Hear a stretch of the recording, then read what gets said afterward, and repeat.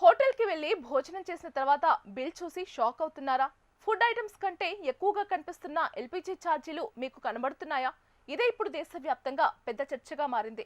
రెస్టారెంట్లలో గ్యాస్ సంక్షోభ రుసుము పేరుతో అదనంగా డబ్బులు వసూలు చేస్తున్న ఘటనలు పెరుగుతున్నాయి. కానీ ఈ రుసుములు నిజంగా సరైనవేనా లేదా వినియోగదారులను మోసం చేసే కొత్త పద్ధతా? ఈ విషయంపై కేంద్ర ప్రభుత్వం స్పష్టత ఇచ్చింది.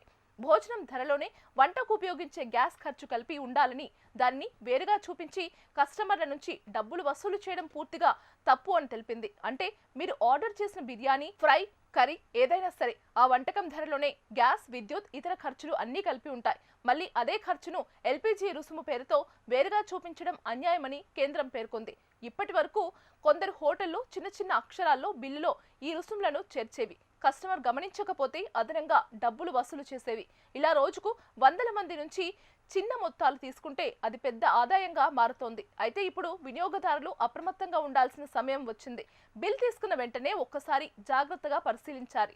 ఎల్పిజి రుసుము, గ్యాస్ రుసుము, వంటశాల నిర్వహణ రుసుము వంటి పేర్లు కనిపిస్తే వెంటనే ప్రశ్నించాలి. హోటల్ సిబ్బంది సరైన సమాధానం ఇవ్వకపోతే మీరు వెంటనే చర్యలు తీసుకోవచ్చు. దేశవ్యాప్తంగా వినియోగదారుల కోసం ఏర్పాటు చేసిన నేషనల్ కన్స్యూమర్ హెల్ప్ లైన్ ద్వారా ఫిర్యాదు చేయవచ్చు.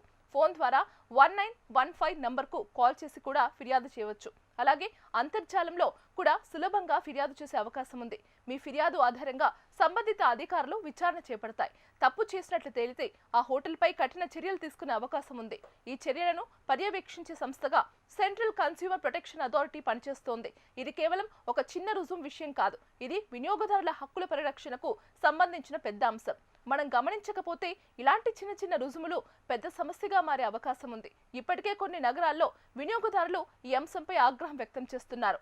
సామాజిక మాధ్యమాల్లో కూడా దీనిపై పెద్ద ఎత్తున చర్చ జరుగుతోంది. కొంతమంది వినియోగదారులు తమ బిల్లులను పంచుకుంటూ ఇది సరైన పద్ధతేనా అని ప్రశ్నిస్తున్నారు. ఈ నేపథ్యంలో ప్రభుత్వం జోక్యం చేసుకొని స్పష్టమైన మార్గదర్శకాలు ఇవ్వడం కీలకంగా మారింది. అందుకే ఇకపై బయట భోజనం చేసినప్పుడు కేవలం రుచి మాత్రమే కాదు, బిల్లులో ఉన్న ప్రతి అంశాన్ని కూడా పరిశీలించాలి. అనుమానాస్పదంగా కనిపించే ప్రతి రుజువుపై ప్రశ్నించాలి. అది మీ హక్కు. వినియోగదారుడిగా మీ బాధ్యత కూడా. చిన్న విషయం అనుకొని వదిలేస్తే ఇలాంటివి పెరుగుతూనే ఉంటాయి. కాబట్టి జాగ్రత్తగా ఉండండి. మీ హక్కులను కాపాడుకోండి.